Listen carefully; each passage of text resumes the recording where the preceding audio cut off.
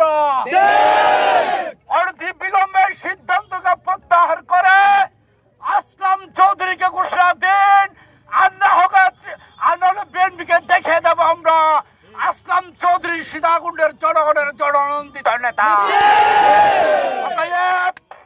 যতক্ষণ না পর্যন্ত কেন্দ্রীয় বিএনপি সিদ্ধান্ত নেবে না ততক্ষণ পর্যন্ত এই অবরোধ চলমান থাকবে।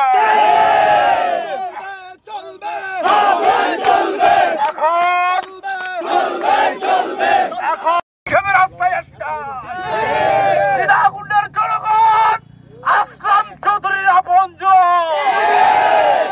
কেন্দ্রীয় বিএনপিকে বলতে চাই, শ্রদ্ধার সাথে বলতে চাই, সামান্য পদ পদবি আমার থাকতে পারে, এখন আপনি সীতাকুণ্ডের জনগণকে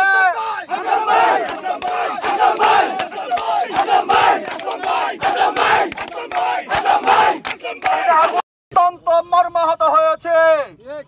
আমরা সীতাকুণ্ড 17 বছর আন্দোলন সংগ্রামের মধ্য দিয়ে আমাদের নেতা 8 বছর 3 মাস কারাবরণ করার পরও কিন্তু জাতীয়তাবাদী পরিবার থেকে কোনোদিনও বিচ্ছিন্ন হয়নি।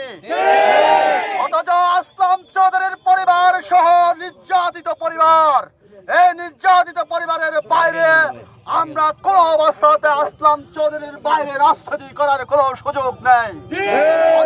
বিলম্বে আসলাম চৌধুরীকে প্রার্থিতা ঘোষণা করার জন্য আমি সংবাদপত্র এবং সবার মধ্য দিয়ে আপনাদেরকে জানাচ্ছি, আগামী দিনে আমাদের প্রিয় নেতা লায়ন আসলাম চৌধুরী ইনশাআল্লাহ থাকবে, আমাদের প্রার্থী হিসেবে থাকবে, এটাই আমাদের চূড়ান্ত।